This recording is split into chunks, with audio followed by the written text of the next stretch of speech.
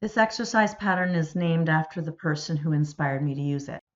You're going to need an exercise band similar to this one to be able to do the next exercise. We're going to take your shoulders from being rounded forward to being in a more neutral alignment, not pulled back, just neutral. So you're going to tie the band to the base of a pole, a door, or even have somebody stand on it. Back up till you find some tension.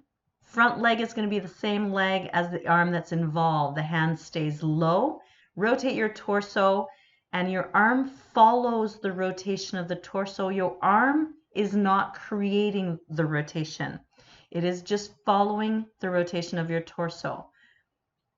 As you repeat this, it'll help to realign your shoulder, work your shoulder blade, open up the pecs so that you can have better alignment. Make sure you do the other side.